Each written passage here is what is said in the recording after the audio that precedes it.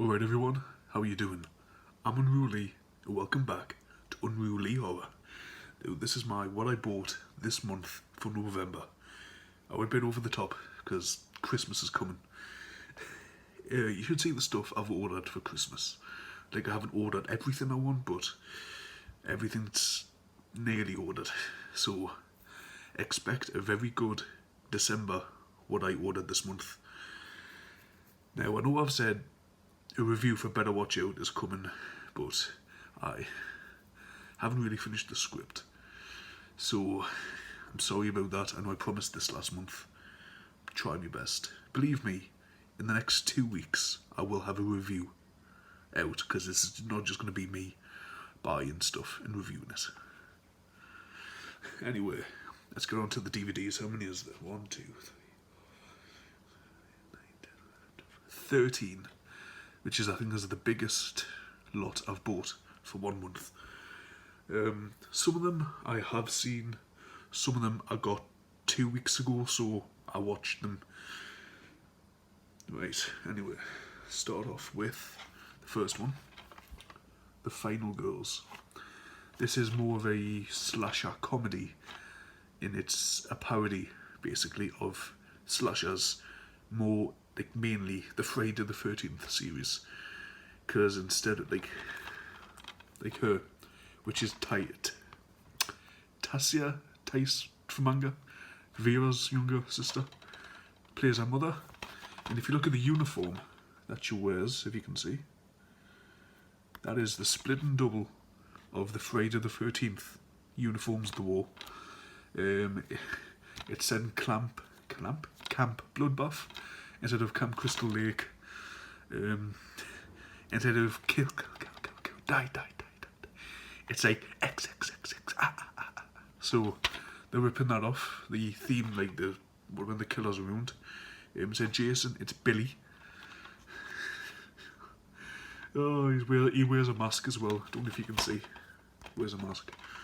But yeah, I started watching this last night, but I didn't finish it all. I fell asleep because it was like midnight when I put it on. And from what I've seen of it, I'm going to rewatch it today. It's good. Like the people who are the campmates, since I don't want to spoil it, but it's just comedy gold. Especially it's got him from Pitch Perfect, who was basically the comic relief in it. Anyway, definitely worth a watch. Put you over there. Okay, next up we have Ghost Hunters. Now this is an asylum film. I haven't seen this. I put it on, but the DVD player I had, it died. So I only got to see the first 10 minutes of it, and I got to say, not the greatest, special effects. Like at the start, there's meant to be the killer, and he's meant to be pushing a chair over with a woman on it who's tied up, and there's a knife on a pole, and it's meant to be like she gets stabbed when he pushes her, but it's implied, because I don't think that really had that good special effects, because you see the chair fall, you see her fall, and then it cuts to her just like lying against the pole as if she's been stabbed in some blood. So it's an asylum, it's low budget, they do the best. There's a guy at the start whose acting is just terrible. Hate to say it, but there was some good moments in the 10 minutes I've seen, so I'm going to give up. I'm going to sit through this one and enjoy it, hopefully. Next up is a one I haven't seen any of it, haven't seen it at all. It's called Livid. Now, apparently Livid is a woman in a coma. Don't want to spoil it, I'm going to read little bits of it. And the young care worker discovers that she used to be a ballet teacher. Apparently there's hidden riches in the house. This sounds familiar. I'm thinking of Don't Breathe. Determined to find it, her and her two friends break in, but they discover a dark secret. So I think this is going to be a supernatural film, judging by the front cover of, come on, light, don't block me now. Studio Canal, so is this British? Because that's normally either UK or France, I think, do Studio Canal. Is it America as well? My knowledge on studios varies between different ones. Do you want to see who produced this? Plug, I think I've heard of them as well. Anyway, I'll hopefully someday do a review on this, and hopefully it's a good review. Next up is a one I haven't seen, but I have seen highlights of it because I watched, who was it, CinemaSins. CinemaSins did a Everything Wrong With this film, and it's called The Visit. Ooh. Ooh. It's a found footage film. It's by M. Night Shyamalan. I'm as bad with long names as KSI is trying to say mule. M. Night I've said this name before. M. Night Shyamalan?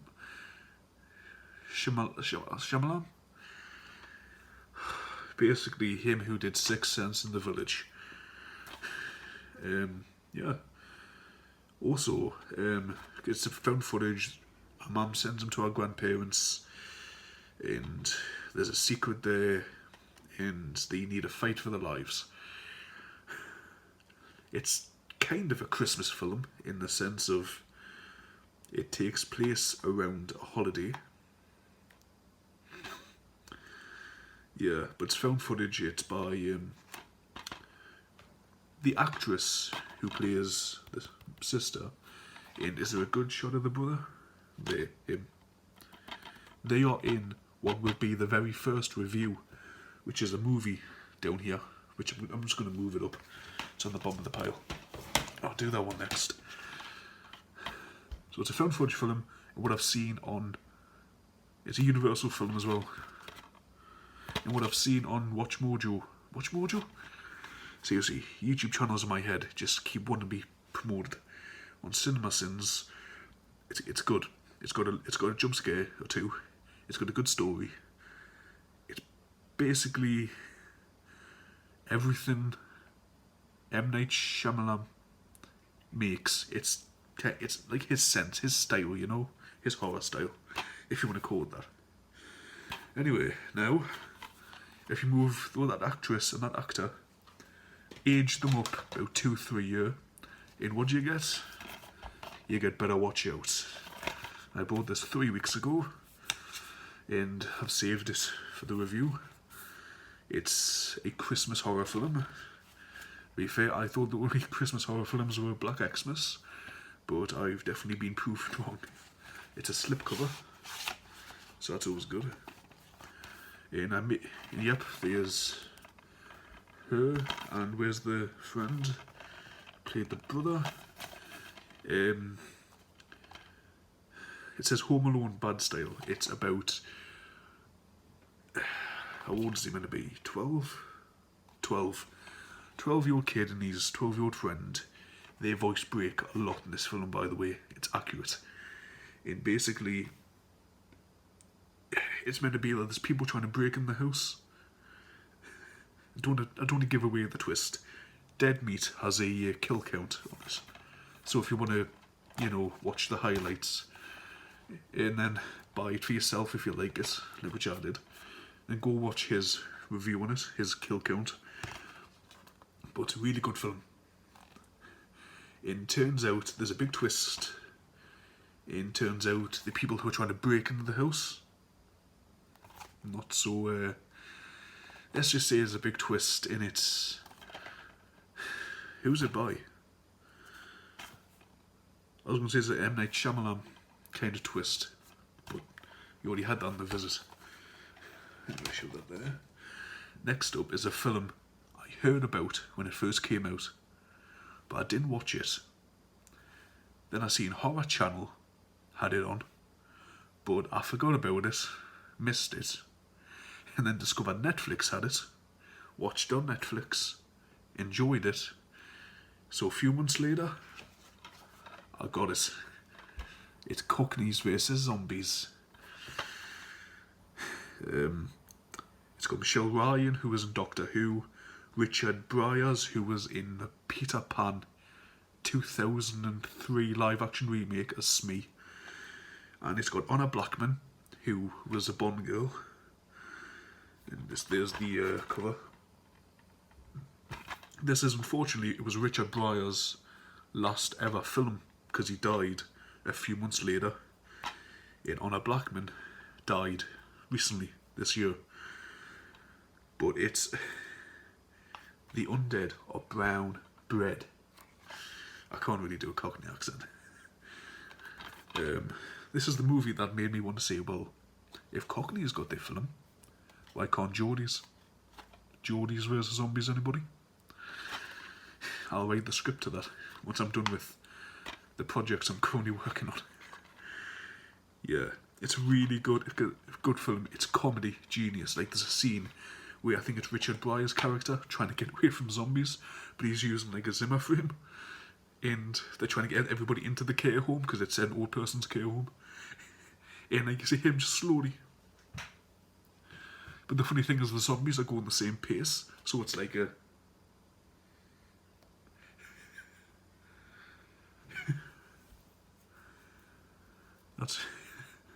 it's a funny film.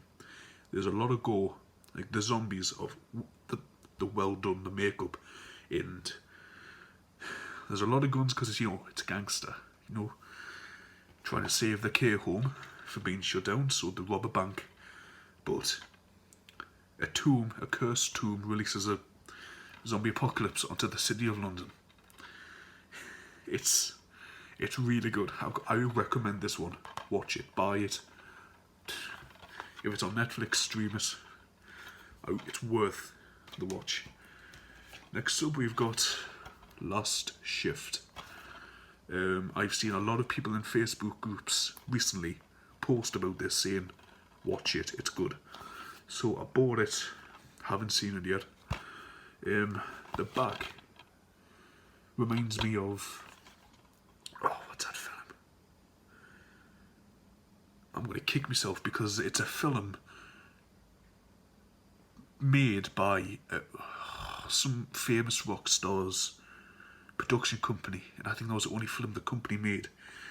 And just like the front cover of this reminds us of that, because it's like the front is like a girl, and you know, the possessed like black mouth hanging open. Oh, and I can't remember. Anyway, this one is about, it's got Juliana Harkavy, who's from The Walking Dead. It's about like a police officer, her in the police station shutting down, so she's doing her last shift, and I think a demon gets released. I haven't seen it. Anyway, one of the best supernatural thrillers in the year, a haunted masterclass in fear and dread. The reviews I've seen praise this to the moon, so I cannot wait to watch it. Fear the ones left behind. Ooh. She's left to fend for herself in the devil's playground. Definitely sounds good.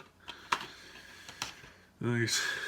This film I was meant to review last month, but my light keeps dying. I was meant to review this last month, but it took 4 weeks to get here, so it only arrived 2 weeks ago. So I had to do it this month.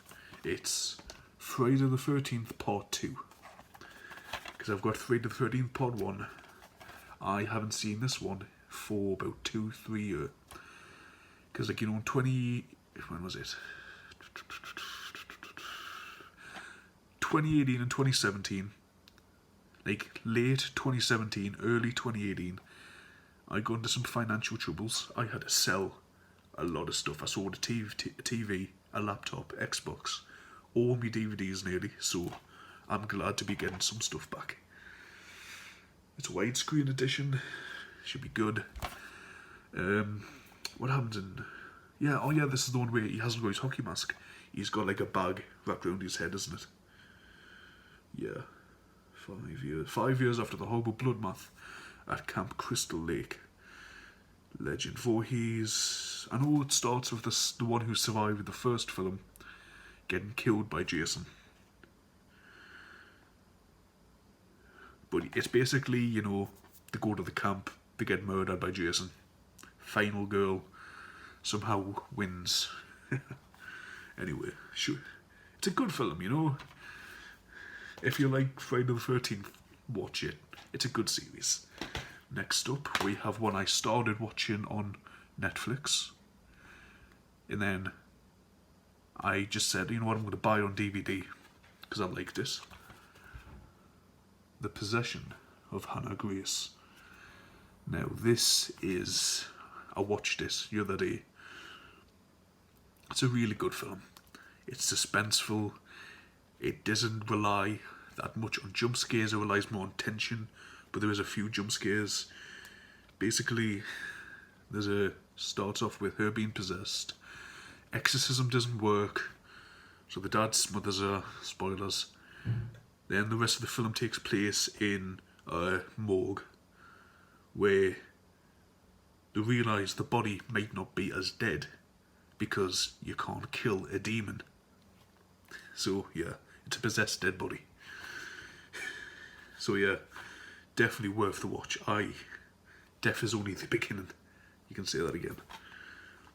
I was glued to my seat, man. It was, because it's like, with the way they do the light as well, you're looking, you're going, is there something there? Is that moving? Anyway, this is a British horror film. Come Down. I watched this when I first got it. It's from when I first seen the ones from kidulthood. I thought, does that mean Noel Clarke's going to be in it? Him from Doctor Who? No, it's the other guy, Adam Deacon. It's a really good horror film about a bunch of teenagers. Well, teenagers, people who are about 18, 19. So yeah, teenagers. It's an urban British horror film where they need to put a satellite in an abandoned like tower, block of flats basically, for this radio station. But turns out it's not as abandoned as they think, and they get hunted down one by one by this killer who tortures them basically and murders them brutally as they're busy, you know, taking drugs and partying and getting drunk for completing the mission. Very gory, I would say that. Very gory, very good. Suspenseful, worth the watch. Recommend that. Next we have another found footage. I've got a sore throat already. Got Delivery. Oh, Delivery. Now this is a found footage film as well. And it's different in the found footage because normally the found footage is, ooh, I'm going to put cameras up and I want to record a visit. This concept is one I thought, ooh, I've never heard of that before.